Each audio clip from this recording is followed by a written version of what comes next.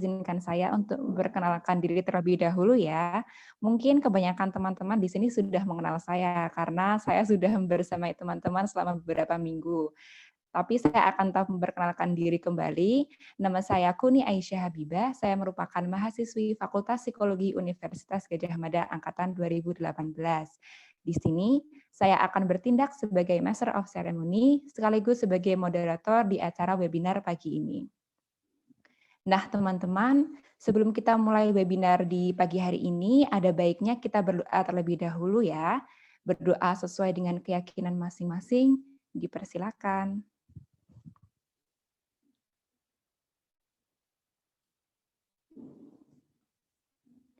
Amin ya robbal alamin. Terima kasih teman-teman.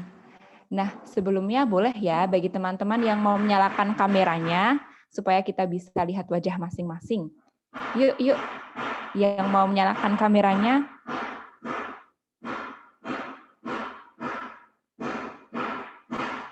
Yuk, adik-adik yang dari Pucung nih, sudah Mbak Kuni lihat nih, ada Dek Tara, Dek Kalista, ada Dek Vina juga. Boleh ya kalau misalkan mau menyalakan kameranya, supaya nanti di sini Mbak Kuni nggak sendirian. Oke, nah teman-teman, di sini webinar pada pagi hari ini dipersembahkan oleh KKN PPM UGM Berbas Sleman atau yang dikenal juga dengan KKN Berang-Berang. Oleh karena itu, sebelum kita mulai webinar pada pagi hari ini, mari kita dengarkan terlebih dahulu sepatah dua patah kata dari koordinator KKN Berang-Berang, Mbak atau garis miring Ibu Amelia Nabila Ardiningrum. Mbak Amel, apakah sudah masuk? Halo, udah kedengaran Halo, belum ya? halo Mbak Amel, selamat pagi. Ya, halo, selamat pagi Mbak Moderator. Monggo Mbak Amel dipersilakan. Oke, maaf ya, aku izin off cam dulu ya ini. Oke, baik, terima kasih atas kesempatannya Mbak Moderator. Saya buka terlebih dahulu. Assalamualaikum warahmatullahi wabarakatuh. Perkenalkan, saya Amelia Nabila, di sini selaku Ketua dari tim KKN PPM UGM Unit Berbah. Di sini saya buka dengan kita sama-sama memanjatkan puji syukur yang tidak henti-hentinya kita ucapkan pada Allah Subhanahu wa taala. Ya, meskipun di tengah-tengah masa pandemi seperti sekarang ini, alhamdulillah kita semua masih diberikan nikmat oleh Allah dan kesempatan untuk berkumpul dalam webinar kesehatan mental remaja di era pandemi COVID-19. Be aware, be happy. Di pagi hari ini dengan keadaan sehat walafiat. Sebelumnya saya ucapkan terima kasih dan selamat datang kepada Mbak narasumber utama kita, yaitu Mbak Wirdatul Anisa, selaku psikolog klinis Center for Public Mental Health UGM, dan tentunya kalau ada Bapak, Ibu, serta teman-teman sekalian. Kemudian saya ucapkan juga terima kasih pada Saudari Mbak Setiati Widyaningrum atau Mbak Tias, selaku penanggung jawab program kerja KKN ini yang juga mengusulkan ide brilian ini terkait pelaksanaan webinar. Mbak Tias sendiri berpendapat bahwa di masa pandemi seperti ini, meskipun banyak kegiatan kita di rumah, khususnya remaja, kita harus juga wajib menjaga produktivitas di samping kita jaga kesehatan. Di sini aku sangat sepakat, terlebih jangan karena kita work from home, justru kita malah tidak melakukan apa-apa, begitu ya. Ya, di samping itu juga banyak menghabiskan waktu di rumah memang tidak mudah bagi sebagian besar orang. Ya, terlebih apabila dilakukan dalam jangka waktu yang lama. Mungkin stres, gelisah, cemas, depresi itu merupakan kondisi mental yang saat ini marak terjadi ya di kala pandemi. Sehingga harapannya melalui webinar ini mampu memberikan pemahaman dan meningkatkan kesadaran kita terkait kesehatan mental remaja, sehingga remaja, khususnya teman-teman ini, semua dapat mengelola kesehatan mentalnya dengan baik. Ya, perlu kita ingat bahwa kondisi mental ini dan pemikiran yang sehat merupakan amunisi kita bagi tubuh agar terhindar dari penyakit. Oke, saya selaku ketua dari tim KKN PPM UGM Unit YO 045 Kecamatan Berbah di acara ini berharap kita semua nantinya bisa memetik ilmu sebanyak-banyaknya dari pemateri yang handal di webinar ini. Mungkin akhir kata, bila ada kurang dan salah dalam berjalannya webinar ini, saya mewakili panitia memohon maaf pada hadirin sekalian. Wabillahi taufiq wal hidayah. Wassalamualaikum warahmatullahi wabarakatuh. Saya kembalikan ke moderator, Mbak Puni. Terima kasih kepada Mbak Amel atas sambutannya. Benar sekali ya teman-teman, mungkin teman-teman merasa bahwa kegiatan di masa pandemi ini terbatas, terus kita juga jadi tidak bisa melakukan banyak hal yang sebelumnya kita bisa lakukan di masa pandemi.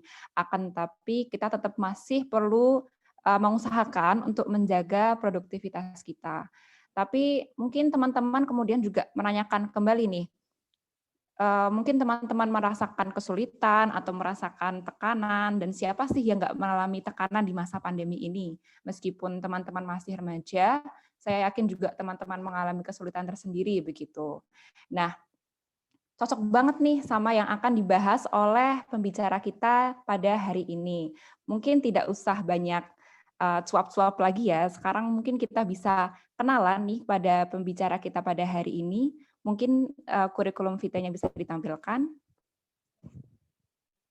Nah, pembicara kita hari ini adalah Mbak Wirdatul Anissa.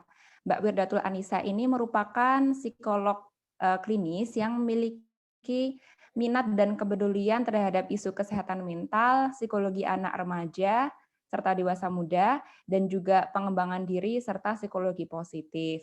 Beliau merupakan lulusan dari Universitas Indonesia untuk program sarjana psikologi dan juga Universitas Gadjah Mada untuk program magister psikologi profesi di bidang klinis. Saat ini Mbak Wirdatul Anissa bekerja di Badan Kepegawaian Pendidikan dan Pelatihan Pemerintah Kabupaten Sleman, serta aktif di Center for Public Mental Health Fakultas Psikologi UGM, Unit Konsultasi Psikologi Fakultas Psikologi UGM, dan juga di Biro Psikologi Intuisi. Nah, Mbak Wirdatul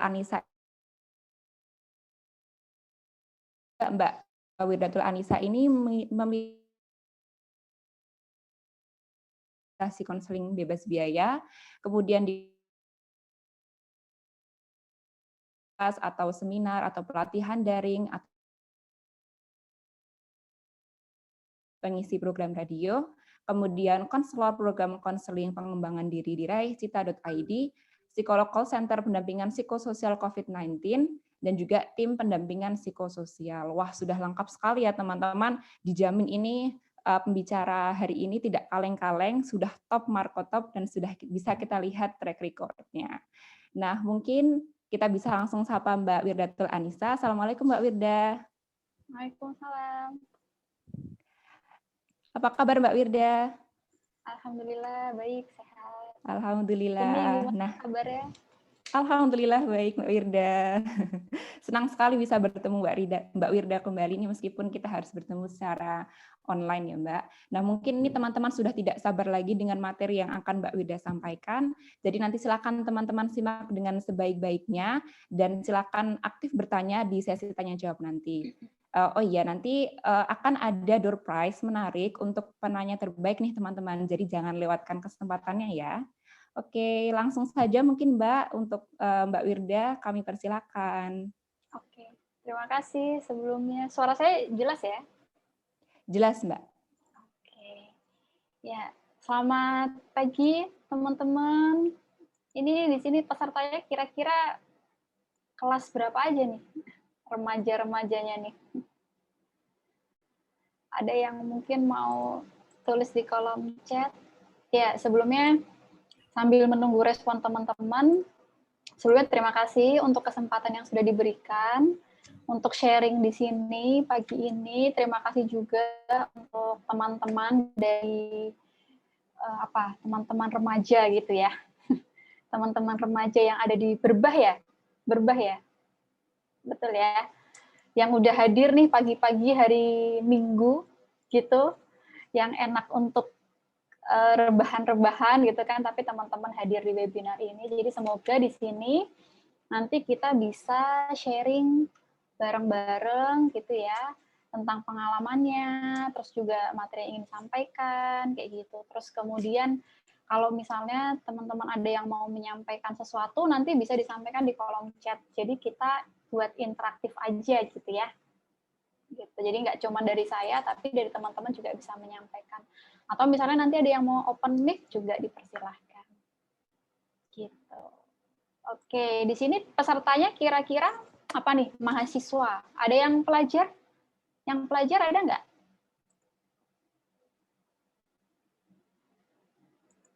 Sambil saya share screen. Malu-malu sepertinya Oh, ini Mbak yang bermanja. ada tapi ya, yang pelajar ada ya? Ada Mbak Yang dari hadir di SMP, sini. SMA, SMK ada Mbak. Oke. SMP kelas berapa? Yang ikut di Yuk, sini dari kelas 1? Kelas 1 SMP? sepertinya ada yang kelas 1. Yuk teman-teman yang SMP mungkin bisa menuliskan di kolom chat atau Ayo bisa dong. open mic juga. Yuk jangan malu-malu ya. Yang SMP ada, kelas 9. Oke, kelas 9. Kelas 3 berarti ya. Yang di bawah kelas 9 ada? Rata-rata kelas 9 ya. Naik kelas 9. Yang SMA ada juga, yang SMA. Ada kelas 8 nih. Oke. Yang SMA, ada SMA?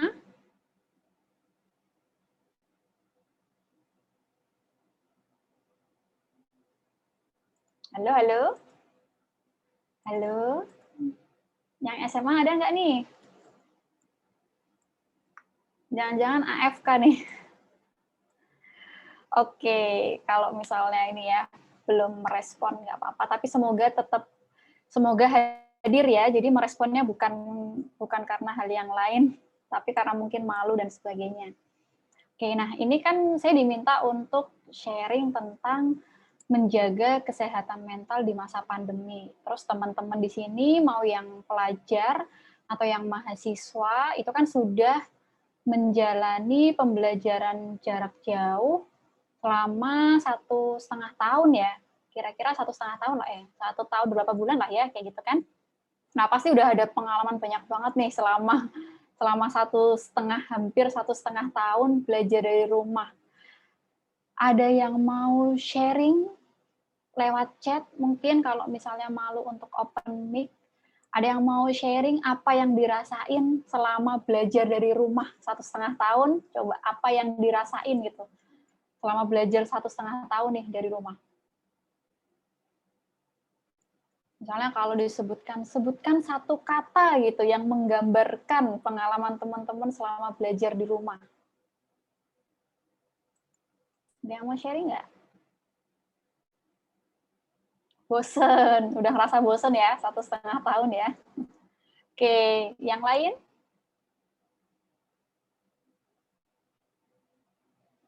Berarti Anissa dari maba SMP ya sampai sekarang ya, ini belajar dari rumahnya ya. Oke, yang lain? Ada yang dirasain atau ada yang malah seneng? Wah, ternyata lebih menyenangkan belajar dari rumah daripada belajar ke sekolah. Jadi nggak perlu mandi, nggak perlu bangun pagi-pagi gitu. Atau ada yang susah, jadi nggak dapat uang jajan gara-gara belajar dari rumah gitu. Coba, ada lagi yang mau share? Jadi kurang pemahaman. Oke, jadi karena ini ya, belajar sendiri ya, jadi ngerasa kurang pemahaman. Yang lain ada lagi?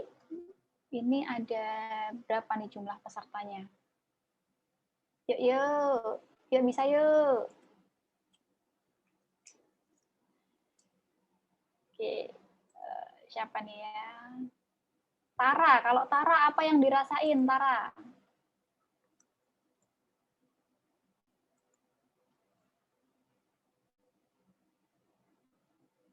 Yuk, yang lain yuk.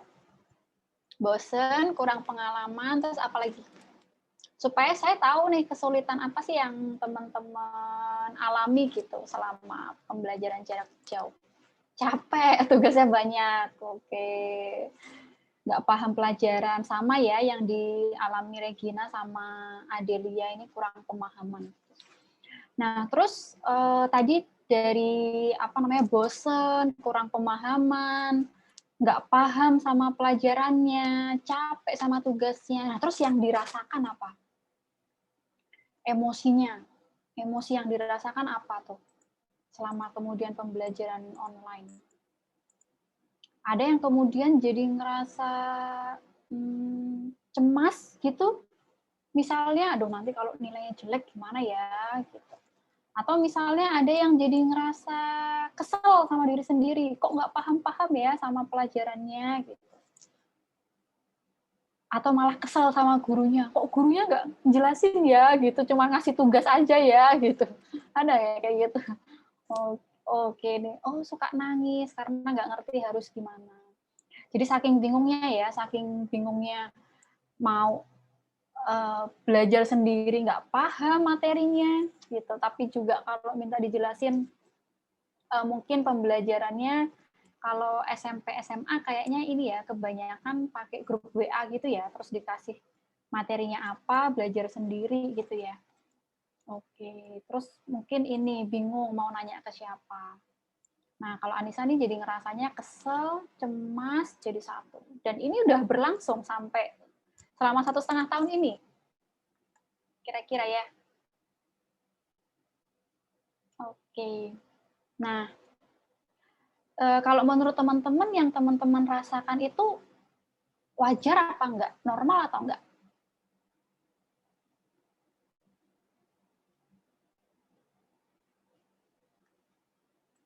Atau yang mahasiswa nih, kan ada yang mahasiswa juga nih. Yang dirasakan apa? Apakah sama dengan yang dirasakan oleh adik-adiknya yang ada di tingkat SMP dan SMA? Tapi kayaknya rata-rata sama ya, yang mahasiswa ya. Yang mahasiswa ada yang mau curhat?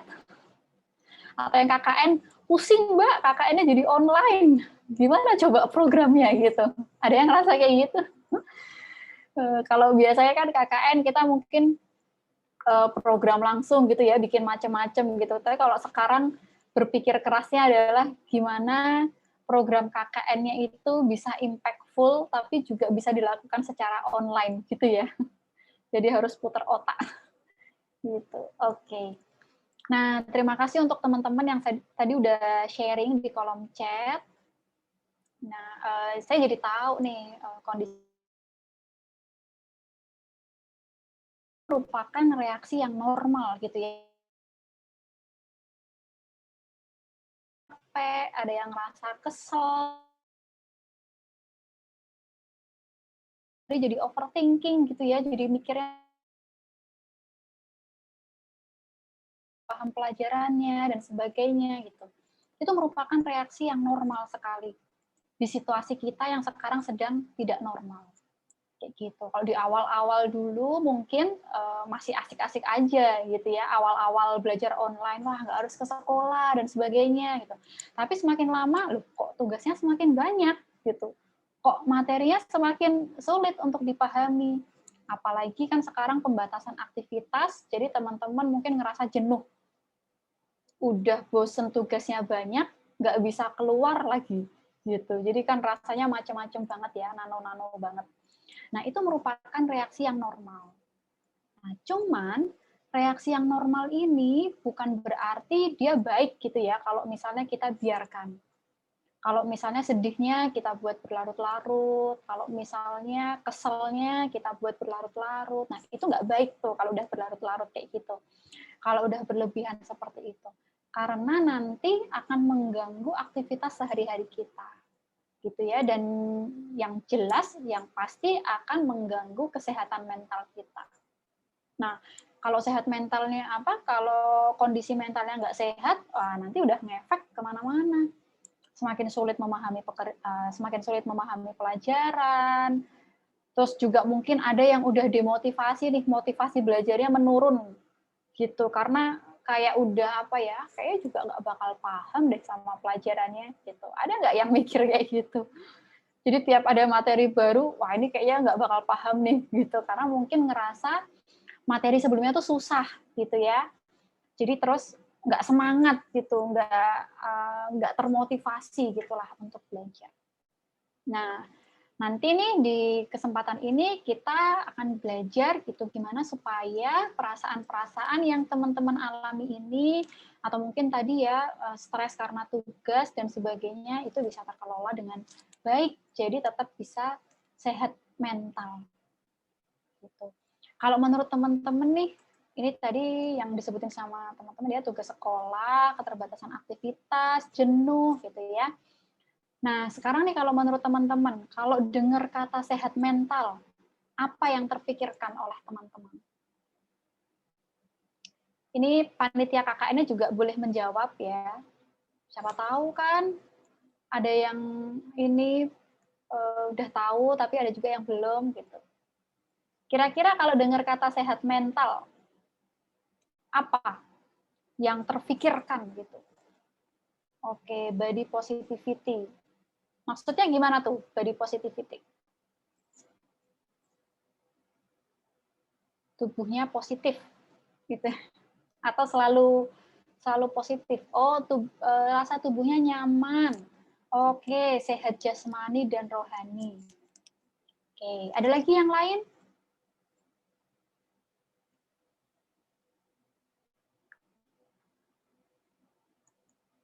Kalau dengar kata sehat mental, apa yang terpikirkan? Bahagia, merasa tentram dan nyaman. Oke, ada lagi yang lain?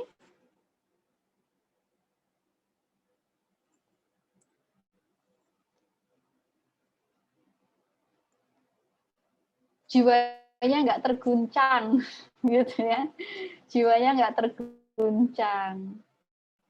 Atau mungkin kalau terguncang bisa bilang jadi kayak per ya, pir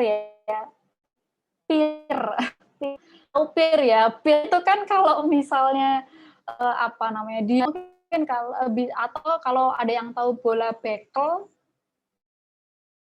itu dia ketika jatuh ke bawah dia bisa memantul ke atas gitu. Jadi ketika ada guncangan, terguncang, dia bisa kembali stabil lagi gitu ya. Oke. Nah, jadi ini teman-teman, sehat mental itu. Kalau dari WHO sih definisinya adalah penilaian subjektif terhadap kesejahteraan psikologis, efikasi diri, otonomi, dan aktualisasi diri. Susah ya istilahnya ya. Nah, tapi kita bisa mudah pahami dengan tahu 4 kriteria sehat mental. Jadi nih nanti teman-teman bisa ngecek ke diri sendiri. Ini 4 kriteria ini memenuhi nggak kira-kira? Kalau misalnya enggak, oh berarti dipertanyakan. Oh jangan-jangan sekarang emang lagi nggak sehat nih mentalnya karena tadi lagi banyak tugas, lagi banyak kerjaan dan sebagainya, atau lagi bosen di rumah aja kayak gitu. Yang pertama adalah mengenali potensi diri. Jadi orang yang sehat mental itu orang yang dia bisa tahu keadaan dirinya sendiri. Dia tahu apa yang dirasakan. Oh, aku sedang merasa cemas, aku sedang merasa sedih gitu. Dia tahu kemampuannya dia itu sejauh mana. Oh, ini susah, aku membutuhkan bantuan. Oh, ini aku udah mulai kepikiran yang macem-macem gitu. Itu mengenali potensi diri. Jadi kita sadar sama kondisi kita sendiri. Itu ya, itu orang yang sehat mental tuh kriteria pertama itu. Kemudian yang kedua, kriteria orang yang sehat mental itu adalah yang bisa mengelola stres sehari-hari. Kenapa mengelola? Kenapa nggak terhindar? Gitu. Karena ternyata orang yang sehat mental itu bukan berarti dia nggak bebas stres ya. Gitu. Stres itu selalu ada gitu. Tadi misalnya tugas atau kuota gitu, atau mungkin berantem sama adiknya di rumah gitu, atau mungkin ada dimarahin orang tua gitu, atau deadline tugas yang deket-deketan, nah itu kan stres. Nah, tapi orang yang sehat mental itu adalah orang yang bisa mengatasi itu, gitu, bisa mengelola stresnya. Jadi ketika terguncang dia bisa balik lagi, kayak yang dibilang siapa tadi nih ya, Regina nih. Gitu. Jadi meskipun ada guncangan, dia bisa mengelola guncangan itu dan kemudian kembali stabil lagi, gitu. Nah, yang ketiga, orang yang sehat mental itu yang produktif. Jadi misalnya bisa mengerjakan fungsi sehari-harinya dengan baik, nggak mager, nggak rebahan terus gitu. Jadi rebahan itu secukupnya gitu ya, nggak yang terus kemudian seharian rebahan terus gitu. Nah, itu orang yang sehat mental. Terus kemudian yang keempat adalah orang yang sehat mental, orang yang bisa berkontribusi untuk lingkungan sekitar. Maksudnya berkontribusi ini seperti apa? Maksudnya kita bisa melakukan sesuatu yang bermakna gitu ya untuk lingkungan sekitar kita. Misalnya bisa membantu orang tua di rumah, bisa menjalankan peran kita sebagai teman, kita ngobrol sama teman kita gitu, atau misalnya ya melakukan aktivitas-aktivitas sosial dengan lingkungan sekitar. Makanya ada orang yang kalau misalnya lagi stres berat gitu ya, terus males buat ketemu sama orang. Ada yang ngerasa kayak gitu nggak?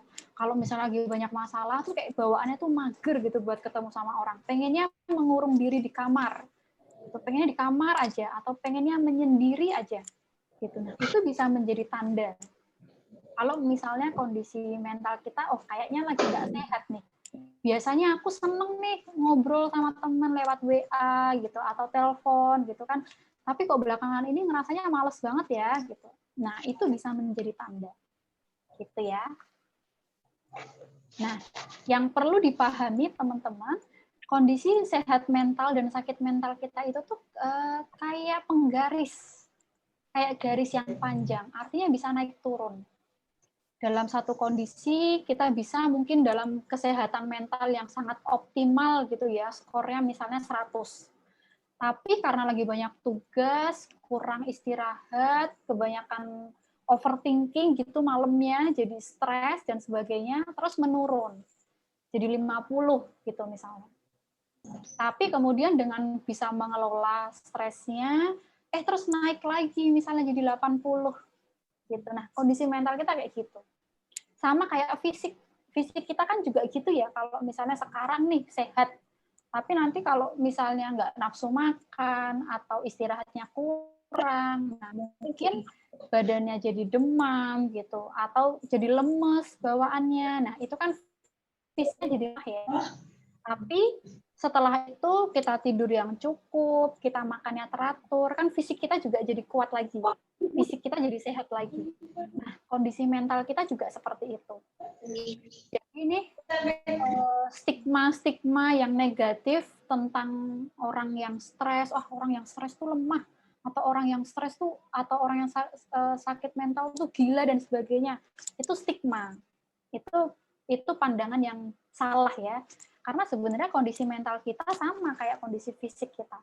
Ketika fisik kita sakit, kita butuh merawat diri kita butuh konsultasi ke dokter, mental kita juga gitu. Ketika mental kita sedang sakit, ya kita butuh untuk self-care, kita butuh mungkin cerita ke teman kita, atau cerita ke peer counselor gitu ya. Nanti kan katanya dari kakak-kakak UGM nih ada isinya. Gitu. Dan tadi orang yang sehat mental itu bukan berarti dia nggak pernah mengalami, bukan berarti bebas masalah ya. Tadi karena mentalnya sehat, jadi bisa mengatasi masalah-masalah yang ada. Entah itu mengatasi sendiri atau berbagi sama teman-temannya yang lain. Jadi saling memberikan dukungan, saling memberikan support gitu.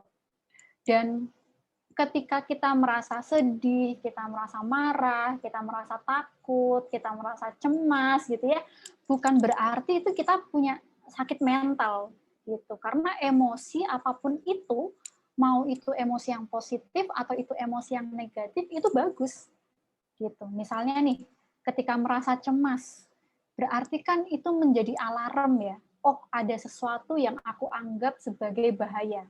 Mau ujian, terus cemas. Itu kan berarti mikir, oh ujian ini bahaya nih kalau nilainya sampai jelek. Nah, karena cemas, kita jadi belajar. Ya enggak? Coba kalau misalnya yang ujian, tapi nggak cemas gitu. Mungkin terus jadi santai-santai aja gitu ya. Nah, jadi sebenarnya emosi apapun itu baik. Nggak ada emosi yang buruk. Yang buruk itu adalah ekspresinya. Misalnya marah, terus mengekspresikannya dengan banting-banting barang, atau melukai diri sendiri, atau melukai orang lain. Nah, itu baru buruk kalau yang kayak gitu. Tapi marahnya sendiri itu nggak buruk. Gitu ya. Nah, terus ini nih, ini tanda-tanda yang perlu diketahui nih, teman-teman. Mungkin teman-teman di sini bisa cek ya, gimana nih perasaannya, apakah ngerasa sensitif gitu. Jadi tanda-tanda kalau mental kita ini sedang kelelahan gitu karena stres yang banyak, stres yang mungkin nggak terkelola selama ini gitu kan. Nah, tanda-tandanya bisa dilihat dari 4 hal. Yang pertama adalah dari perasaan, pikiran, perilaku, dan fisiknya. Gitu. Kalau dari perasaan gimana? Jadi lebih sensitif. Ada nggak yang ngerasa kalau lagi punya masalah jadi lebih sensitif sama orang-orang di sekitarnya? Mungkin istilahnya apa ya? Senggol bacok gitu ya. Jadi biasanya kalau mungkin untuk humor biasanya dibercandain tuh biasanya nggak apa-apa tuh. Tapi karena lagi banyak pikiran, karena lagi ada masalah, jadi akhirnya gampang ngambek gitu ya, gampang ngambek, gampang tersinggung, kayak gitu. Padahal biasanya biasa aja loh, tapi kok belakangan ini aku jadi gampang ngambek ya. Nah, itu bisa menjadi salah satu tanda gitu. Terus misalnya mudah muncul perasaan yang negatif. Misalnya jadi gampang cemas, dikit-dikit cemas gitu. Atau jadi gampang sedih. Kalau misalnya nih kita punya janji sesuatu, tapi janjinya dibatalin gitu, atau teman kita tiba-tiba membatalkan sepihak gitu. Sedih nggak kalau kayak gitu? Kecewa nggak kalau kayak gitu? Sedih ya, karena kita udah siap-siap nih tiba-tiba dibatalin gitu. Sedih kan ya kalau kayak gitu ya. Atau misalnya nilainya jelek gitu, terus kita ngerasa sedih. Wajar nggak sih kayak gitu? Wajar ya, karena memang ada sesuatu yang membuat kita sedih. Nah, tapi kalau kita lagi dalam kondisi stres, itu bisa aja nggak ada apa-apa, kita tiba-tiba merasa sedih aja. Kita tiba-tiba merasa pengen marah aja. Kayak gitu. Nah, itu contoh emosi yang nggak stabil yang seperti itu. Terus kalau dari segi pikiran, jadi susah konsentrasi. Biasanya mungkin kalau baca materi pelajaran 1 jam gitu bisa paham. Tapi sekarang tuh kayak bawaannya susah gitu buat konsentrasi ya, harus berjam-jam. Bahkan mungkin ada nggak yang pernah lagi buka halaman sekian gitu ya, ternyata udah lama nggak buka-buka halamannya, nggak pindah-pindah halamannya. Saya sih pernah kayak gitu ya. Jadi karena nggak fokus gitu, kok ternyata udah 10 menit di halaman yang sama gitu, karena ternyata pikiran kita kemana-mana gitu, nggak konsen. Atau misalnya sekarang kan online nih pembelajaran, terus juga banyak tugas online. Nah, niatnya buka laptop untuk ngerjain tugas. Tapi malah googling, buka-buka yang lain. Ada yang kayak gitu. Terus tahu-tahu udah 1 jam loh. Kok aku malah jadi scrolling gitu. Kok aku malah jadi buka-buka YouTube, malah nggak ngerjain tugas. Nah, itu contoh mudah teralihkan. Gitu ya, jadi mudah kedistrak sama hal-hal yang lain. Gitu. Atau tadi pikiran kosong, ngelamun gitu, ngeblank gitu ya, diajak ngobrol nggak nyambung gitu, atau nggak connect. Ini tadi yang diomongin apa ya gitu misalnya. Terus juga dari pikiran adalah mudah berpikir negatif. Misalnya tadi, nanti kalau gini gimana ya, kalau gitu gimana ya gitu. Jadi kayak memikirkan hal-hal yang itu sebenarnya belum tentu kejadian gitu, tapi kita kayak udah membuat skenario di dalam kepala kita gitu bahwa hal-hal yang negatif itu akan terjadi kayak gitu. Nanti kalau dimarahin gimana ya, kalau misalnya nilainya jelek gimana, kalau misalnya apalagi nih yang kelas 3 ya, yang kelas 3 SMP ini kan perjuangan untuk lulus SMP gitu.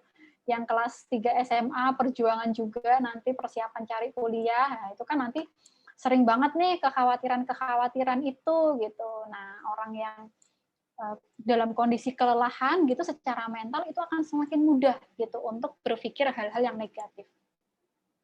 Nah, kalau dari segi perilaku ada gangguan pola makan dan pola tidur. Entah yang makannya jadi berlebihan, jadi makan terus bawaannya, atau yang malah jadi nggak nafsu makan sama sekali. Gitu. Terus juga kalau tidur ada yang jadi kalau malam hari itu sulit untuk tidur. Gitu. Jadi kayak mau tidur tuh nggak nyenyak gitu ya, nggak nyenyak. Terus kemudian mungkin karena pikirannya banyak, jadi cuman gelundang-gelundung gitu aja di kasur gitu ya. Atau ada juga yang mungkin jadi tiba-tiba kebangun tengah malam dan sebagainya. Nah, itu gangguan dalam tidur atau makan. Terus produktivitasnya jadi menurun. Biasanya nih dalam sehari kuat untuk belajar sekian jam, ngerjain tugas sekian jam. Tapi karena lagi banyak, karena lagi tadi mentalnya lagi kelelahan, nggak sehat mental itu tadi, jadi akhirnya males banget buat ngapa-ngapain, bener-bener mager gitu. Ngelihat laptop tuh udah kayak nggak nafsu gitu. Ngelihat HP gitu kayak udah, jadi bawaannya kayak cuman pengen diem aja, nggak jelas gitu ya. Atau malah cuman scrolling-scrolling nggak jelas kayak gitu. Terus juga menarik diri dari lingkungan, atau mulai pengalihan ke hal-hal yang negatif. Nah, pengalihan hal-hal yang negatif ini contohnya game online. Jadi malah keasikan main game. Misalnya seharian jadi main game gitu. Atau bahkan ada juga yang jadi kecanduan sama game. Atau peralihannya ke pornografi. Ini juga banyak ya di teman-teman remaja, teman-teman pelajar gitu. Dan semoga nih kalau di teman-teman yang hadir di sini nggak ada ya yang mengakses itu gitu. Karena itu tidak baik seperti itu. Nah, dan itu bisa menyebabkan kecanduan. Nanti kalau udah kecanduan, oh bahaya lagi. Kognitifnya jadi rusak. Jadi nggak bisa berpikir dengan baik kalau sudah kecanduan ya. Gitu. Nah, terus kemudian yang selanjutnya fisik. Jadi gampang capek. Padahal juga nggak habis melakukan pekerjaan yang berat gitu, tapi rasanya jadi gampang capek, ototnya jadi tegang gitu. Terus jadi jerawat gitu. Jangan-jangan nih yang mudah berjerawat itu juga karena stres.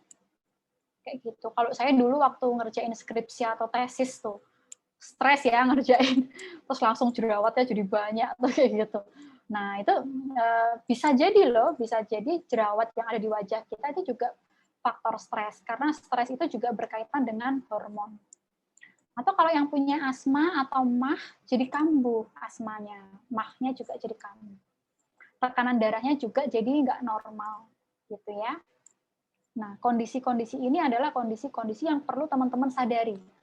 Sehingga nanti kalau misalnya ngerasa, oh kok aku beberapa hari ini ngerasain tanda-tanda yang disebutkan tadi ya sama Mbak Wirda ya, gitu. Nggak usah panik, gitu. Cukup dikenali, gitu kan, terus kemudian oke. Apa nih berarti yang perlu dilakukan supaya emosi yang tadi nggak stabil jadi bisa lebih stabil. Supaya yang tadi nggak konsen, gampang mikir yang negatif, jadi bisa berpikirnya lebih positif. Jadi bisa produktif lagi, kayak gitu ya. Karena hal ini pasti akan bisa aja dialami gitu. Bahkan konselor, psikolog pun bisa mengalami hal-hal seperti ini. Jadi yang penting adalah gimana kemudian kita menjaga diri kita supaya ketika tadi kondisi mental kita sedang turun, itu bisa naik lagi. Bisa sehat lagi mentalnya. Gitu ya. Nah, terus apa nih yang bisa kita lakukan sebagai cara kita untuk self-care? Yang pertama, ini penting, menjaga kesehatan fisik. Saling mempengaruhi. Gitu. Ketika fisik kita capek, nah emosi kita jadi lebih sensitif. Ada nggak yang ngerasa gitu? Pas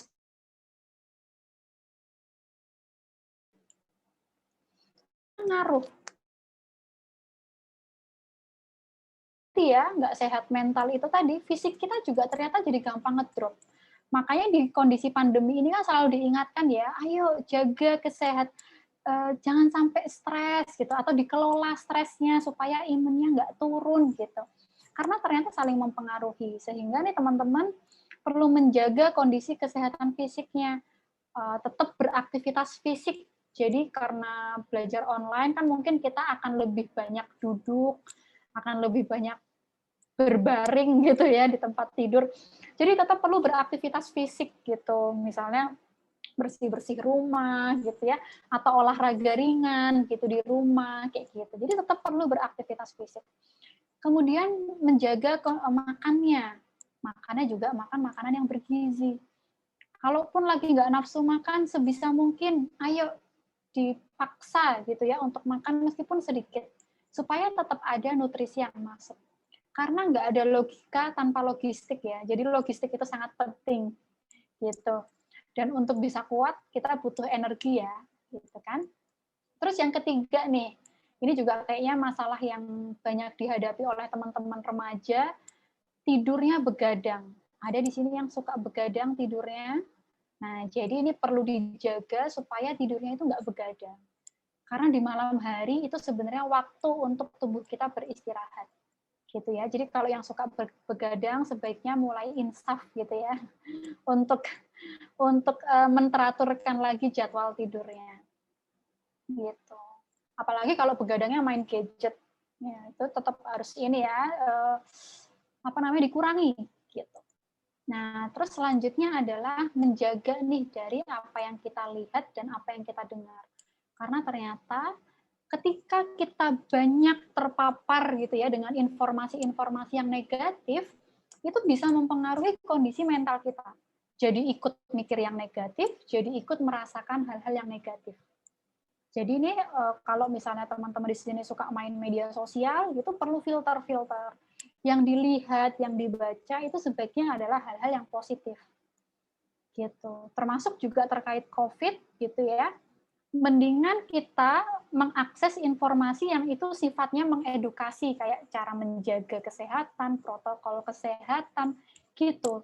Tapi kalau berita-berita yang kemudian membuat kita semakin cemas, semakin takut, itu lebih baik nggak perlu diakses. Jadi kita bisa waspada tapi nggak cemas, gitu ya. Nah, terus yang selanjutnya nih, ada yang suka menunda-nunda pekerjaan. Tugasnya banyak, terus karena tugasnya banyak, antar aja lah yang ngerjain gitu. Jadi akhirnya malah numpuk. Nah, ketika numpuk terus jadi stres. Ketika stres terus malah jadi nggak minat ngerjain tugasnya. Ada yang kayak gitu? Nah, ini juga termasuk ya untuk teman-teman pelajar. Jadi sebisa mungkin bikin jadwal harian. Misalnya, jadi perlu punya rutinitas gitu ya harian. Hari ini apa yang mau dilakukan? Oh, mau belajar, kemudian mau mengerjakan tugas. Nah, terus di dalam jadwal harian itu nggak cuman terkait sekolah aja, tapi hal yang lain. Oh, hari ini belajar, ngerjain tugas, terus aku mau ngelakuin hobi, misalnya apa hobinya? Aku mau journaling. Oh, aku mau ikut webinarnya dari program KKN gitu misalnya. Atau aku mau YouTube-an belajar tentang ini gitu. Jadi ada aktivitas yang itu berkaitan dengan pelajaran, ada juga aktivitas yang itu berkaitan dengan hobi atau kesenangan teman-teman. Jadi teman-teman punya waktu untuk istirahat dari hal-hal yang bikin stres tadi ya, dari hal-hal yang bikin pusing, jenuh. Jadi supaya nggak jenuh. Gitu. Termasuk ini waktu untuk membantu orang tua. Jadi perlu ini dibuat jadwalnya. Dan ini juga nanti bisa dikomunikasikan ke orang tua. Misalnya ada jam-jam di mana teman-teman mau kerja kelompok atau mau ngerjain tugas. Nah, ini dikomunikasikan ke orang tua supaya orang tua tahu. Jadi orang tua juga nggak mikirnya kayak nganggur terus malah disuruh yang macem-macem. Nah, terus kadang suka bentroknya di situ tuh. Pengen yang ngerjain tugas tapi disuruh ngapain gitu misalnya ya, tapi sama-sama nggak mengkomunikasikan. Jadi hal ini bisa tuh dikomunikasikan. Nah, yang ada di kota ini, teman-teman lihat ya, ini adalah matriks manajemen waktu. Jadi ketika kita membuat manajemen waktu, teman-teman bisa dibedakan mana nih hal yang penting dan mendesak. Berarti itu harus dilakukan dengan segera. Misalnya tugas deadline-nya hari ini, berarti harus segera dilakukan hari ini, gitu kan? Terus juga mana yang itu penting, tapi itu nggak mendesak. Artinya itu nggak harus dikerjakan sekarang, itu bisa dikerjakan besok. Gitu. Atau mana nih hal yang penting, hal yang nggak penting, tapi itu mendesak. Nah, itu juga kemudian bisa, apakah ini bisa dikerjain sama yang lain, atau ini harus aku? gitu ya. Nah, terus juga hal yang nggak mendesak dan nggak penting. Contohnya apa kalau ini? Main media sosial itu nggak penting dan nggak mendesak ya. Jadi itu bisa ditunda untuk melakukan itu. Gitu. Atau bisa dikasih porsi tapi yang sedikit untuk refreshing. Nah, ini manajemen waktu nih yang bisa dilakukan selama pembelajaran jarak jauh. Jadi nanti kalau misalnya ada tugas yang banyak, teman-teman bisa tuh pilih, oh ini yang deadline-nya paling deket yang mana ya, berarti itu yang perlu dikerjakan duluan gitu. Yang susah yang mana ya, oh ini berarti nanti perlu waktu yang lebih banyak untuk mengerjakan, kayak gitu misalnya. Nah, terus yang selanjutnya adalah batasi penggunaan gadget. Karena ternyata menatap layar terlalu lama itu juga bisa membuat kita jenuh. Jangan-jangan nih kejenuhan yang kita rasakan itu juga sebenarnya disebabkan karena kita terlalu banyak menatap gadget. Udah untuk belajar online, untuk ngerjain tugas, untuk medsosan gitu kan. Jadi kayak seharian gitu tuh natap gadget. Jadi ini perlu dibatasin. Kita tetap perlu beraktivitas di mana kita nggak menggunakan gadget gitu ya. Apalagi kalau di malam hari mau tidur. Nah, itu sebaiknya nih jauh-jauh dari gadget.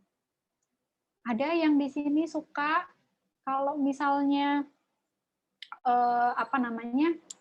nggak bisa tidur malamnya terus malah buka handphone, scrolling. Ada yang suka kayak gitu? Ayo, ini mungkin kakak ini juga ada yang suka kayak gitu nih, mungkin pas malam nggak bisa tidur terus akhirnya malah scrolling. Itu sebenarnya semakin bikin kita nggak bisa tidur. Karena ketika kita buka gadget, itu kita jadi akan terjaga. Matanya jadi lebih melek gitu istilahnya. Jadi sebaiknya nih dihindari ya menggunakan gadget ketika kita akan tidur. Seperti itu. Dan kemudian dibatasin, nggak yang terus-terusan pakai gadget. Nah, terus kemudian tetap terhubung. Ini juga penting ya. Jadi meskipun sekarang teman-teman ada di rumah, aktivitasnya dibatasi, nggak boleh keluar-keluar, nggak boleh berkerumun gitu, kecuali untuk hal yang sangat penting, tapi tetap teman-teman perlu berkomunikasi dengan yang lain, dengan keluarga, dengan temennya gitu. Termasuk tadi kalau misalnya mau ngomongin hal-hal yang receh gitu ya, atau tanya-tanya kabar, atau bahkan tanya-tanya materi. Jadi belajar kelompok yuk, belajar bareng-bareng yuk gitu. Jadi nggak ngerasa sendirian pusingnya. Oh ternyata yang pusing banyak juga ya gitu. Jadi bisa berbagi kebingungan dan juga berbagi solusi tentunya ya. Gitu. Ntar kalau udah ngumpul bareng masih bingung, nah tanya sama peer counselor-nya nanti ya gitu. Jadi biar dibantu sama peer counselor-nya nanti. Gitu. Jadi tetap terhubung ya, tetap berkomunikasi, tetap bersosialisasi gitu dengan memanfaatkan teknologi yang ada sekarang. Nah, terus ini munculkan emosi-emosi yang positif supaya emosi-emosi yang negatif tadi yang kita rasakan itu nggak kemudian menjadi berlebihan atau kita nggak yang kemudian terus-menerus merasakan hal-hal yang negatif.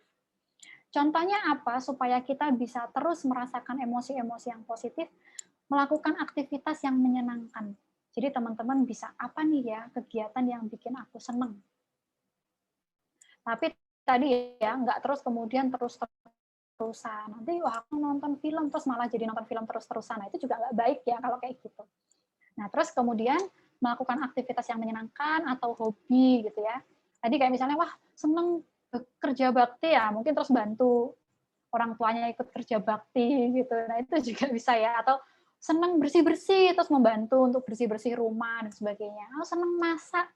Jadi terus kemudian masak di rumah dan sebagainya. Itu bisa dilakukan. Dan setiap orang pasti punya aktivitas beda-beda. Terus kemudian yang kedua terlibat di aktivitas yang positif. Di aktivitas yang kita bisa berkontribusi, yang bisa membuat kita merasakan gitu. Misalnya ikut aktivitas ibadah gitu ya, atau kajian dan sebagainya kayak gitu.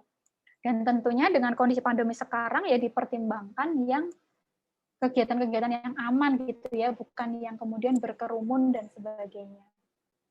atau ikut dalam aktivitas yang itu pengembangan diri. Misalnya ikut webinar atau dengerin podcast gitu ya. Terus juga misalnya dengerin YouTube, baca-baca di media sosial tentang artikel-artikel pengembangan diri gitu. Atau bisa juga nih ikut dalam kegiatan volunteering. Misalnya kan sekarang banyak nih ya aktivitas-aktivitas berbagi informasi-informasi yang dibutuhkan untuk lingkungan di sekitar kita. Nah, kita ikut meneruskan informasi-informasi itu. Nah, itu kan aktivitas-aktivitas yang positif. Sehingga di situ kita bisa merasa lebih bermakna, kita bisa merasa lebih bermanfaat gitu. Dan itu bisa membuat kita menjadi lebih senang, lebih tenang kayak gitu. Terus bisa juga dengan menuliskan jurnal syukur tentang hal-hal yang ingin kita apresiasi hari ini gitu ya. Apa sih yang ingin diapresiasi hari ini?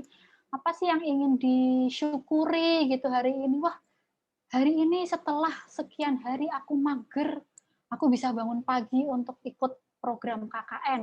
Nah, itu apresiasi itu. Terus ditulis gitu misalnya. Itu bisa tuh. Kayak gitu. Atau misalnya hari ini aku bantu orang tua. Hari ini bisa ngerjain tugas nih meskipun baru 1 nomor gitu misalnya. Itu juga bisa bentuk apresiasi ya. Atau sesederhana hal yang sering kali kita lupakan. Wah, alhamdulillah pagi ini masih bisa menghirup napas dengan sangat nyaman. Sementara mungkin orang-orang di luar sana banyak yang kesulitan gitu ya untuk bisa merasakan kenyamanan itu. Nah, itu kadang juga hal sepele yang sering kali kita lupakan. Gitu. Jadi menuliskan jurnal ini juga bisa dilakukan. Dan ini juga sering saya sarankan gitu ya ke teman-teman yang pernah ikut konseling gitu untuk membuat hal seperti itu.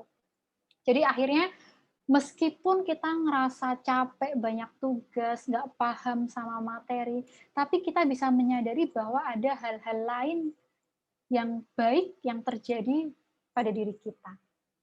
Jadi akhirnya kita nggak kehilangan harapan, kita nggak kemudian pesimis gitu ya. Nah, terus kemudian yang keempat, senyum. Ternyata teman-teman, senyum itu bisa memunculkan perasaan positif, seperti tenang atau senang. Gitu. Ada nggak yang pernah nangis, terus kemudian ketika senyum, tangisannya jadi lebih mereda? Atau malah jadi semakin menangis? Biasanya sih ya kalau kita lagi nangis, terus kita memaksa diri kita tersenyum, jadi ngerasa lebih reda nggak sih tangisannya? Ya. Itu karena senyum itu memberikan perasaan yang lebih positif. Jadi ketika terlepas dari apakah ada sesuatu yang membuat kita tersenyum atau enggak, tapi ternyata ketika bibir kita itu melengkung ke atas kayak orang senyum, gitu, mau senyum yang dipaksakan atau senyum yang ikhlas gitu ya, ternyata itu diartikan sama otak kita sebagai suatu hal yang baik. Sehingga ketika kita tersenyum, otak kita itu mengeluarkan hormon oksitosin, yang itu membuat kita merasa lebih baik. Jadi banyak-banyak tersenyum itu ternyata bisa membantu kita untuk memunculkan banyak emosi positif. Gitu. Nah, ini bisa juga diterapkan.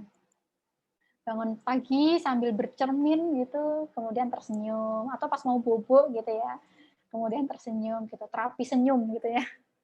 Nah ini kalau ini adalah relaksasi napas. Ini juga kalau misalnya ada teman-teman yang merasa cemas atau merasa stres gitu, mengaplikasikan atau menerapkan relaksasi napas ini juga bisa membantu meredakan kecemasannya, meredakan stresnya gitu. Atau kalau misalnya malam hari merasa susah tidur gitu ya, sebelum tidur tuh kita relaksasi napas sambil mungkin mendengarkan musik-musik yang menenangkan, atau kita mendengarkan murotal Quran gitu, atau sambil berzikir, sambil mengucapkan kalimat-kalimat yang positif, itu juga bisa membantu. Nah, relaksasi napas ini macam-macam, salah satunya adalah pernapasan perut. Pernapasan perut itu gimana? Nah, caranya ketika pernapasan perut itu kita posisikan tubuh kita yang nyaman. Bisa sambil duduk, bisa juga sambil berbaring. Nah, nanti ketika menarik napas itu dilakukan melalui hidung. Terus kemudian untuk ngecek apakah kita udah pakai pernapasan perut atau enggak, ketika pernapasan perut itu yang naik adalah perutnya, bukan dadanya. Kalau sekarang nih, ini ya pundaknya yang terangkat ya kan? Kalau saya ini kan, itu kan yang terangkat pundaknya. Nah, kalau seperti itu berarti itu bukan pernapasan perut, gitu. Pernapasan dada kalau itu ya. Nah, kalau pernapasan perut itu adalah ketika kita bernapas yang bergerak itu perutnya. Jadi perutnya mengembang. Jadi bisa nih tangannya diletakkan di perut sama di dada, dicek. Ini tangannya yang gerak yang mana. Kalau yang gerak itu yang ada di perut berarti udah benar. Gitu. Jadi tarik napas melalui hidung. Nah, perutnya mengembang naik ke atas. Nanti ketika menghembuskan napas, menghembuskannya lewat mulut.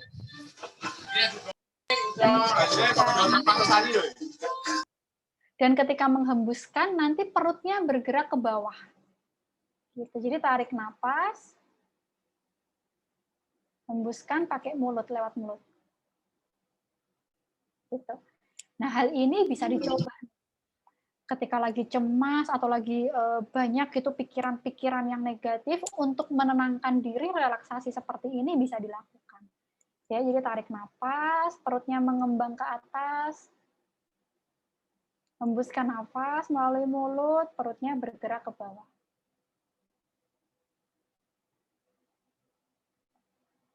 Seperti itu ya, nanti bisa dilatih sendiri. Oke. Nah, terus yang selanjutnya, yang penting juga dan tidak kalah penting gitu adalah kita terus berusaha untuk meningkatkan spiritualitas kita gitu ya, terus untuk beribadah, melangitkan doa kita gitu supaya selalu diberikan kekuatan, selalu diberikan kesabaran gitu, karena sekarang ya sedang diuji gitu ya dengan pandemi, diuji untuk belajar dari rumah gitu, sehingga dan mungkin diuji dengan hal-hal yang lain, anggota keluarga yang sakit atau seperti apa gitu ya. Nah, itu perlu untuk terus nih beribadah, berdoa, kemudian menyadari bahwa ada hal-hal yang bisa kita kontrol dan ada hal-hal yang nggak bisa kita kontrol. Sehingga supaya kita tetap bisa berdaya untuk mengatasi kondisi yang sulit ini, kita perlu menciptakan makna-makna yang positif. Misalnya, kira-kira apa nih ya hikmahnya, gitu dengan kita belajar online dari rumah, oh jadi bisa melatih kemandirian gitu misalnya, atau jadi belajar tentang Zoom. Jujur saya jadi bisa tahu tentang Zoom itu sejak pandemi gitu, karena mau nggak mau harus sharing atau ngisi gitu ya tentang kesehatan mental ini lewat Zoom. Jadi akhirnya belajar mau nggak mau gitu. Terus juga jadi belajar ngomong juga, jadi mau nggak mau ya, karena disuruh kayak diminta tolong sama teman-teman KKN ini kan juga jadi akhirnya belajar ngomong juga gitu. Nah, ternyata meskipun ada sesuatu yang nggak enak, tapi kalau kita lihat-lihat lagi tuh kayaknya ada sesuatu yang juga itu baik. Mungkin jadi lebih dekat sama keluarganya karena orang tua WFH, kita belajar dari rumah gitu. Yang anak rantau jadi bisa pulang ke rumah gitu kan, jadi nggak ngerantau sendirian di kosan dan sebagainya. Jadi kita perlu mencoba untuk menciptakan hal-hal baik apa sih di balik dari yang kurang menyenangkan ini, sehingga kita nggak hanya fokus sama sesuatu yang bikin kita kesulitan, tapi kita juga bisa memberikan perhatian pada sesuatu yang bikin kita jadi lebih semangat, lebih optimis. Nah, terus kemudian ya ini ya, mempertahankan pikiran dan harapan yang positif. Nah, ini yang terakhir, kapan perlu mencari bantuan? Ketika aktivitas kita sudah mulai terganggu sehari-hari. Tadi, tidur nggak nyenyak, jadi uring-uringan. Karena uring-uringan itu atau mudah tersinggung, mudah ngambek, itu juga sebenarnya bisa karena kita kurang istirahat. Terus misalnya udah nyoba tapi masih buntu, atau orang lain nggak bisa bantu kita, atau orang lain jadi mulai nggak nyaman nih sama perilaku kita. Misalnya kita sering uring-uringan, terus orang lain jadi nggak nyaman. Kamu kok sekarang jadi sering uring-uringan sih? Nah, berarti ternyata perubahan perilaku kita itu juga dirasakan sama orang lain. Terus juga misalnya sudah mulai mencari pelampiasan perilaku yang agresif ke diri sendiri tentang kematian atau bunuh diri. Tanda-tanda seperti ini atau kita ngelihat atau kita tahu, yuk kita cari bantuan yuk gitu. Entah ke peer counselor, entah itu ke profesional. Kayak gitu ya. Jadi memang yang bisa menyelesaikan masalah itu adalah diri kita. Tapi bukan berarti semua itu harus kita selesaikan sendiri. Ada kalanya memang kita membutuhkan bantuan orang lain untuk berpikir dengan lebih jernih, untuk bisa tahu solusinya apa kira-kira, sehingga jangan ragu untuk sharing kesulitannya ke orang-orang di sekitar. Entah itu ke teman, peer counselor, atau ke keluarga, gitu, atau ke profesional sekalipun. Gitu ya. Nah, mungkin ini pas kayaknya nih ya. Saya kembalikan ke Kuning. Terima kasih. Pas, Mbak, pas. Pas banget ya. Iya, pas banget, Mbak. Terima kasih banyak, Mbak, atas materinya. Mungkin akan saya simpulkan sedikit ya, Mbak, mengenai materi kita hari ini. Jadi apa yang kita rasakan di masa sulit ini, karena memang ini masanya memang sulit begitu. Mungkin ada rasa lelah, rasa bosan, rasa tertekan, atau mungkin tanda-tanda kelelahan mental yang sudah disampaikan Mbak Wirda tadi, itu merupakan hal yang normal. Dan kita tidak perlu panik ketika kita mendapati kita mengalami tanda-tanda yang sudah disampaikan Mbak Wirda tadi. Yang paling penting adalah bagaimana cara kita untuk menjaga supaya kondisi kita bisa kembali baik. Maksudnya mungkin bagaimana kita bisa bangkit kembali seperti itu. Oleh karena itu kita bisa melakukan self-care seperti yang telah disampaikan Mbak Wirda tadi. Mungkin nanti akan kami share juga kira-kira apa saja yang sudah disampaikan Mbak Wirda tadi untuk self-care-nya sehingga bisa teman-teman coba terapkan di kehidupan sehari-hari seperti itu. Nah, ini mungkin saatnya kita masuk ke sesi tanya jawab. Sepertinya sudah ada satu pertanyaan tadi dari Dek Regina. Dan mungkin teman-teman lain kalau mau bertanya bisa menuliskan di kolom chat atau bisa langsung open mikrofon. Mungkin nanti bisa bilang dulu di chat mau bertanya atau bisa raise hand seperti itu ya teman-teman. Kalau ini Mbak dari pertanyaannya Dek Regina itu, Mbak aku nanti mau dikasih tips sama solusi ngatasin temanku yang suka hilang-hilangan. Waduh, suka hilang-hilangan ini. Emang dia doang yang emang dia doang yang butuh hilang. Wah, Regina juga pengen hilang ya. Emang dia, oke. Aku kalau hilang juga bisa sih, tapi nanti nggak selesai pekerjaannya. Tapi akunya tuh semangat walau nugas gitu. Makasih Mbak. Mungkin di sini temennya jadi yang menyebabkan Dek Regina lelah juga Mbak. Kasusnya. Monggo Mbak, silakan. Lelah mencari. Oke, terima kasih nih Regina untuk pertanyaannya. Nah, ini memang apa namanya di satu sisi ngeselin ya kalau ada temen yang kayak gitu ya. Gitu. Jadi ya wajar sih kalau misalnya kemudian teman-teman yang lain juga jadi ikutan mungkin nggak nyaman karena hal itu. Yang bisa dilakukan yang pertama adalah ya coba untuk kontak gitu. Jadi kan kadang nih, kadang kita tuh kalau ada temen yang hilang tuh kitanya bete, tapi kita diam aja, gitu. Berharap dia muncul dengan sendirinya, gitu ya. Nah, yang bisa dilakukan ya tadi coba untuk dikontak. Jadi kita asertif aja, gitu. Kita asertif itu adalah mengkomunikasikan apa yang kita rasakan. Kalau misalnya teman-teman ngerasa nggak nyaman dengan temennya yang hilang-hilangan itu ya kita sampaikan. Gitu. Jadi coba untuk kontak nih, misalnya lewat media yang kira-kira dia aktif nih apa gitu, apakah WA atau Line. Pelajar juga kayaknya banyak yang pakai Line ya kalau teman-teman pelajar tuh. Misalnya itu. Atau wah di WA dia nggak bales-bales, tapi medsosnya aktif gitu misalnya. Posting ini, posting itu gitu misalnya. Nah itu ya kita coba aja untuk menyapa. Tapi awalnya kita sapa dulu aja, jadi nggak langsung yang kemudian menanyakan terkait tugas ya, tapi sapa kabarnya. Karena kita kan nggak tahu ya alasan dibalik dia hilang itu apa. Apakah emang karena nggak mau ngerjain tugas, Apakah karena nggak mau berkontribusi di dalam kelompok, atau sebenarnya ada hal lain yang kemudian membuat dia hilang gitu aja, yang kemudian membuat dia sungkan untuk menyampaikan ke teman kelompoknya, atau kemudian berpikir bahwa ya udah hilang aja gitu, atau malah sama sekali nggak kepikiran untuk ngabarin ke teman kelompoknya. Nah, alasannya itu kan bisa macam-macam banget. Jadi kita bisa coba untuk kontak dan tanyain dulu kabarnya.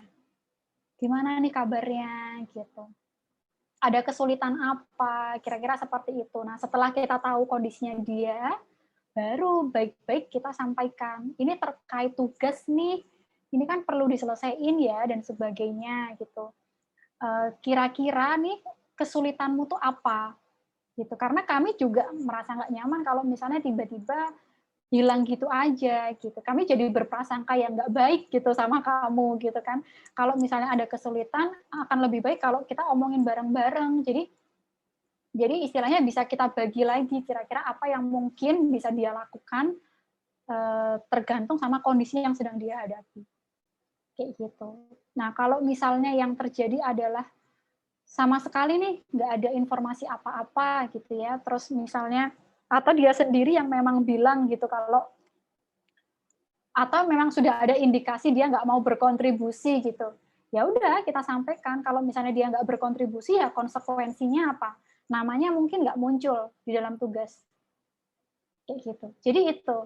Jadi kalau misalnya memang dalam kondisi kesulitan kita bisa menawarkan bantuan karena memang mungkin di saat kondisi-kondisi seperti ini sangat mungkin juga orang itu tiba-tiba hilang karena memang ada masalah gitu ya, atau memang nggak ada niat baik untuk berkontribusi. Nah, itu bisa kita, kalau yang kedua ya kita bisa sampaikan konsekuensinya apa. Tapi sebelum sampai ke sana, supaya kita nggak judgmental juga ke teman kita tanyain kabar. Kalau teman-teman satu kelompok nggak ada yang bisa mengakses, mungkin kita bisa minta tolong teman lain yang kira-kira deket sama dia. Siapa tahu dia memang sengaja menghindari teman satu kelompok, jadi bisa pendekatannya lewat teman yang lain. Kayak gitu. Semoga menjawab ya, Regina ya. Ya, semoga menjawab ya, Dek Regina. Mungkin adakah teman-teman lain yang memiliki pertanyaan? Mungkin bisa open mic atau bisa membuka mic atau bisa menuliskan di kolom chat seperti itu. Ya, ini dari Dek Regina. Iya sih, Mbak. Sebentar. Iya sih, Mbak, tapi aku kasihan, makanya aku tetap tulis nama dia. Iya, Mbak, aku coba pengertiin temanku aja. Makasih ya, Mbak. Iya, itu maksudnya gini, kita emang perlu mengerti dia gitu ya, tapi juga mungkin perlu ditanya, kalau misalnya memang dia dalam kondisi yang kesulitan, itu kan ini ya, kita bisa terus mungkin jadi malah membantu gitu kan, dari kita nanya kabar, kita jadi bisa membantu kesulitannya dia gitu. Tapi tadi kalau misalnya memang hilang, di satu sisi kita juga perlu mengajarkan, kalau dia juga perlu bertanggung jawab terhadap pekerjaannya, kayak gitu ya. Tapi baik ini Regina nih, teman yang baik. Mungkin sambil menunggu pertanyaan selanjutnya nih Mbak, menyambung dari pertanyaannya Dek Regina, kira-kira ketika misalkan kita mendapati kalau teman kita itu memang sedang berada dalam kesulitan dan misalkan sama-sama lelah, sama-sama tertekan dengan kondisi yang ada seperti itu, entah karena tugas atau entah karena pandemi, kira-kira apakah kita sebagai sesama teman bisa membantu dan sejauh apa kita bisa membantu seperti itu Mbak? Oke. Ini sangat bisa membantu ya sebagai teman. Misalnya tadi karena sama-sama lelah, jadi malah jadi curcol bareng. Jadi saling mengungkapkan apa yang dirasakan, karena kan jadinya sama-sama memahami ya. Iya, aku juga nggak paham ya sama hal ini dan sebagainya, malah jadi curhat bareng gitu kan, jadi menguatkan. Mungkin dari situ jadi tahu, oh ternyata selama ini yang bingung sama materi itu tuh nggak cuma aku toh, ternyata ada teman-teman yang lain gitu. Nah, bisa jadi dari situ malah jadi muncul ide. Gimana kalau kita bikin kelompok belajar? Atau misalnya yang lain gitu ya. Jadi sebenarnya curhat sama teman itu nggak apa-apa gitu. saling apa kalau bahasa anak sekarang ya, sambat bareng gitu ya, saling mengungkapkan apa yang dirasakan. Tapi ya tadi supaya sambatnya itu bermakna gitu, ya kita fokusnya ke solusinya. Terus hasil kita mengungkapkan semua yang kita rasakan ini solusinya kira-kira apa? Di antara kita ada yang bisa menyelesaikan nggak? Oh, kayaknya nggak ada. Ya wes, yuk kita bareng-bareng cari bantuan kemana. Apakah perlu bicara ke orang tua kita atau ke konselor dan sebagainya gitu. Jadi ada. Atau jangan-jangan dari cerita ke teman, teman pernah mengalami hal yang sama, tapi udah beberapa waktu yang lalu itu. Tapi kemudian yang kulakukan adalah ini. Nah, kan malah juga dapat solusi ya. Jadi sebenarnya nggak apa-apa curhat sama teman itu. Bisa saling membantu. Nah, kondisi lain adalah misalnya nih ada teman yang curhat masalahnya, tapi kita lagi nggak ready untuk mendengarkan. Itu sangat mungkin juga ya. Nah, itu kita bisa sampaikan. Wah, aku kalau untuk masalah ini nggak tahu solusinya gimana gitu. Kalau misalnya aku temenin, kita konsultasi ke orang lain yang kira-kira lebih tahu tentang hal ini gimana. Kita bisa menawarkan bantuan seperti itu. Atau misalnya ada yang pengen curhat, udah WA gitu ya, aku pengen curhat nih. Terus kita nggak siap gitu untuk menjadi teman curhatnya, kita bisa sampaikan, maaf ya, aku hari ini belum bisa, kalau misalnya besok gimana. Jadi itu pun juga nggak apa-apa gitu ya. Jadi jangan kemudian merasa bersalah, terus harus setiap saat sedia untuk mendengarkan, setiap saat harus bisa memberikan solusi gitu. Jadi dukungan itu tuh bisa dukungan emosional, kita sekedar memahami apa yang dia rasakan, bisa juga dukungan langsung gitu ya, kita ngasih solusi, misalnya kita tahu, atau dukungan berupa kita ngajak teman kita ke pihak lain yang bisa membantu. Misalnya sekarang nih mungkin ada teman-teman remaja lain yang nggak bisa hadir di webinar sekarang. Sementara teman-teman yang hadir di sini tahu nih tentang tips-tips tadi. Atau tahu nih kalau ada peer counselor nanti yang dibikin oleh kakak-kakak dari UGM. Terus diinformasikan, kalau misalnya kita konsultasi ke peer counselor aja gimana? Nah, itu juga bentuk bantuan sebenarnya. Dan itu bisa kita lakukan sebagai seorang teman. Gitu. Wah, terima kasih banyak atas jawabannya, Mbak. Dan terima kasih banyak atas ide yang disampaikan. Nanti teman-teman bisa ya menginfokan teman-teman lainnya yang masih belum bisa bergabung di webinar kita pada pagi hari ini. Nah, ini ada pertanyaan lagi, Mbak, dari Maya. Kak, izin mau bertanya, di masa pandemi saat ini kemampuan adaptasi dan pengelolaan stres setiap orang pasti berbeda-beda. Misalnya di lingkungan sekitar ada yang biasa aja, ada yang takut berlebihan. Ada yang biasa aja, ada yang takut berlebihan. Bagaimana cara menjaga kesehatan mental agar tetap baik ketika kita berada di lingkungan yang terlalu cemas menghadapi kondisi pandemi, dan bagaimana yang juga kita tetap aware menghadapi pandemi yang belum tahu kapan berakhirnya. Terima kasih. Oke, terima kasih Maya untuk pertanyaannya. Nah, ini memang betul cemas itu menular ya. Gitu. Jadi menularnya bukan kayak COVID yang pakai droplet atau udara gitu ya, cemas itu. Tapi menularnya adalah ketika kita melihat ekspresi orang lain, itu memang itu juga bisa mempengaruhi ekspresi kita. Kayak misalnya ketika kita melihat orang tersenyum, kita bisa ikut tersenyum. Sama ketika kita melihat orang cemas, kita juga bisa aja ikut merasa cemas. Sehingga yang bisa dilakukan apa? Ya kita yang mengelola emosi kita sendiri. Kita yang mengelola kecemasan yang kita rasakan. Karena kita nggak bisa mengontrol lingkungan sekitar kita. Mbok, kamu tuh jangan cemas, nanti aku jadi ikut cemas. Ya nggak bisa ya kita kayak gitu ya ke orang di sekitar kita gitu kan. Kita kan nggak bisa seperti itu. Sehingga yang bisa dilakukan adalah kita yang mengelola cemasnya kita sendiri. Kalau misalnya kita berada di lingkungan yang pencemas, terus kemudian kita melihat orang sedang panik, sedang cemas, dan kita ngerasa, wah ini aku udah mulai ikutan cemas nih. Tandanya apa? Misalnya tanda cemas itu misalnya kita detak jantungnya jadi berdetak lebih cepat, jantungnya berdetak dengan lebih cepat gitu. Atau kita jadi mulai keringat dingin, atau perutnya jadi mulas gitu, atau tremor, tangannya kayak gemeter gitu. Itu tanda. Nah, kalau misalnya kita kemudian ngerasa, wah kok aku jadi ikut-ikutan cemas ya. Nah, kita bisa menenangkan diri. Menenangkan dirinya gimana caranya? Yang pertama, tadi, dengan mengambil jarak dari sumber cemasnya. Misalnya, kalau sumber cemasnya, hal yang membuat kita cemas itu bisa kita jauhi sebentar, kita jauhi dulu. Kita jaga jarak dulu, biar kita bisa menenangkan diri. Atau tadi, kalau nggak mungkin nih, misalnya orang di sekitar kita lagi cemas, maksud ya kita tiba-tiba pergi menjauh, gitu kan. Nah, kita bisa menenangkan diri dengan relaksasi tadi. Kita mengatur nafas kita sendiri.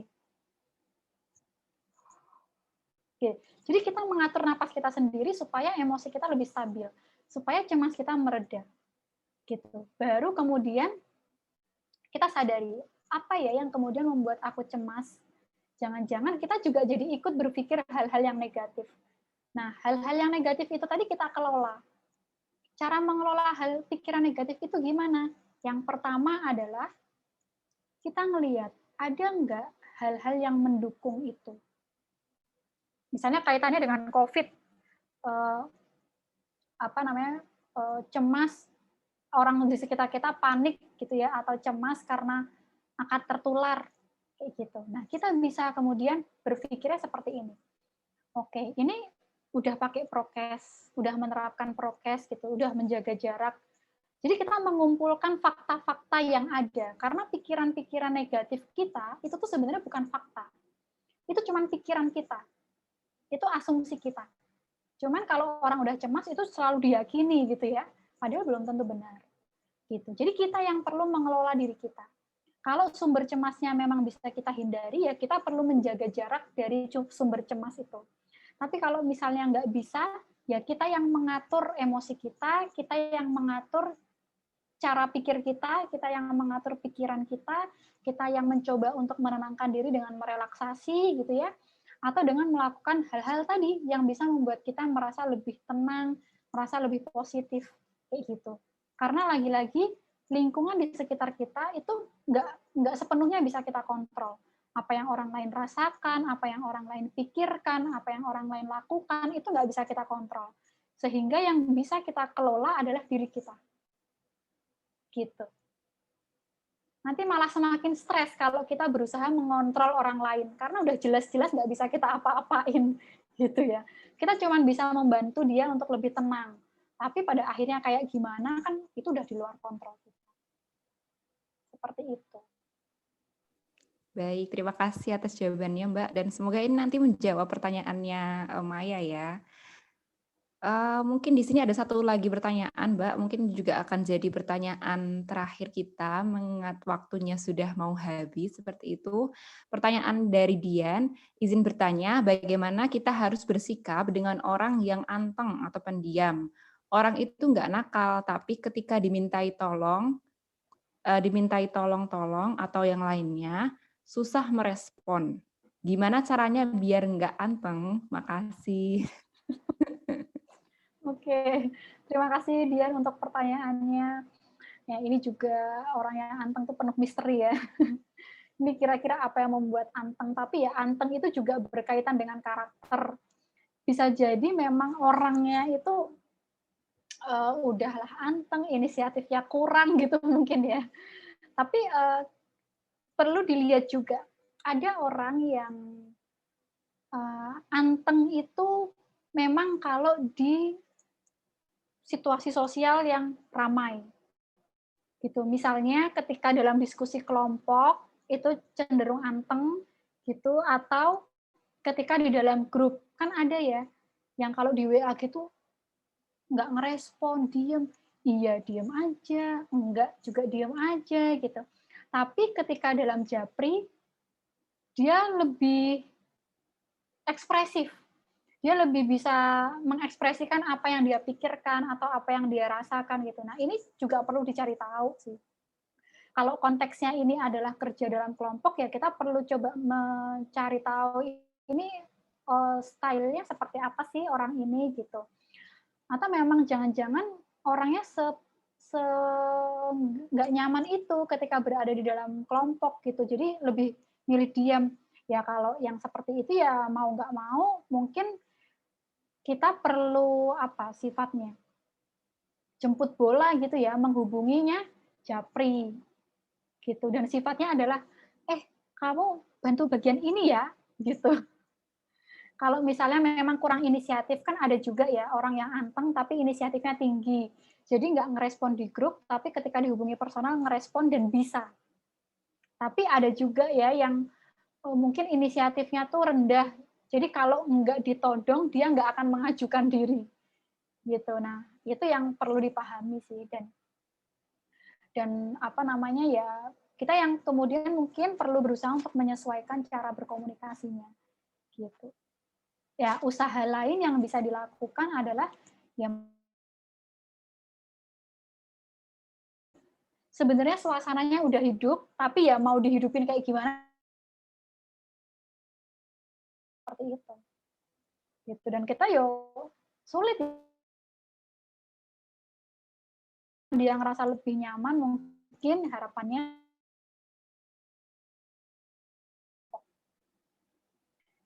seperti itu. Baik, terima kasih banyak Mbak Wirda atas jawabannya dan semoga ini menjawab pertanyaan terakhir tadi dari pertanyaannya Dian begitu. Sebenarnya menarik sekali ya diskusinya ini, akan tapi waktunya juga sudah menunjukkan hampir pukul 10:30. Jadi mungkin pertanyaan diskusinya bisa dicukupkan dulu di sini. Semoga suatu saat nanti bisa berkesempatan lagi mungkin untuk mengikuti kelas-kelasnya Mbak Wirda seperti itu. Terima kasih banyak Mbak Wirda. Sekali lagi saya ucapkan terima kasih banyak kepada Mbak Wirda atas pemaparan materinya, sharingnya hari ini dan juga diskusinya. Sangat inspiratif dan saya rasa sangat membuka wawasan. Nanti semoga teman-teman dapat mengambil ilmu yang banyak dari materi yang Mbak Wirda sampaikan. Apalagi ini isunya sangat dekat dengan diri kita masing-masing seperti itu. Siapa lagi sih yang nggak kenal diri kita selain diri kita sendiri, seperti itu ya Mbak ya. Betul. Nah mungkin ini sebelum ditutup acaranya, kita akan ada pengumuman door prize menarik dari penanya terbaik. Apakah sudah siap ini Mbak Tias? Udah. Apakah sudah siap? Oke, silakan mungkin bisa ditampilkan.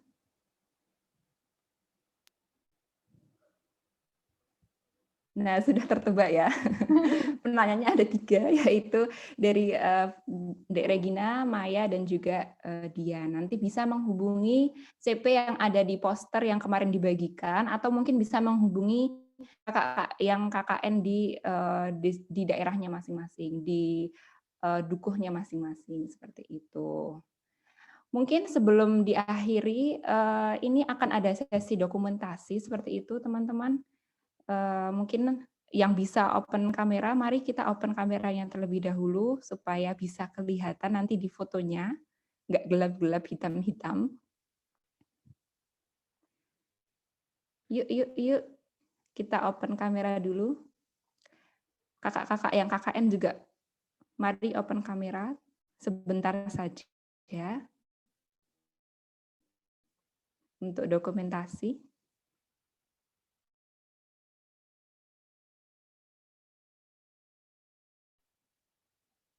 Apakah Tias atau siapa?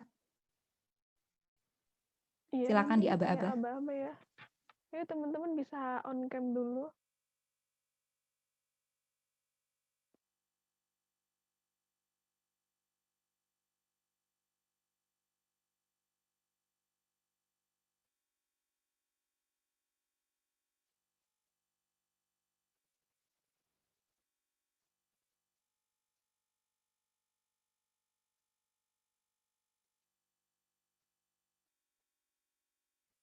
Ini masih saya tunggu.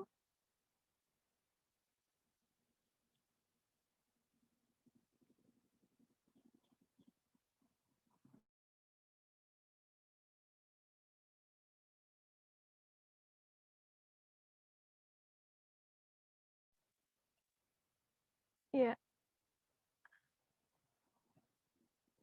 Saya hitung ya.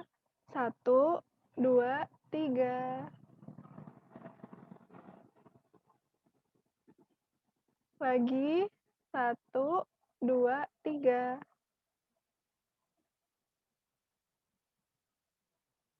Oke, sekali lagi. 1, 2, 3. Baik, sudah. Baik, terima kasih Tias. Dan terima kasih kepada teman-teman atas kehadirannya di acara webinar hari ini. Saya mewakili panitia, mohon maaf jika ada salah kata maupun salah perbuatan. Semoga teman-teman dapat mengambil banyak-banyak hal, banyak-banyak ilmu dari acara kita di hari ini. Terima kasih. Akhir kata, wassalamualaikum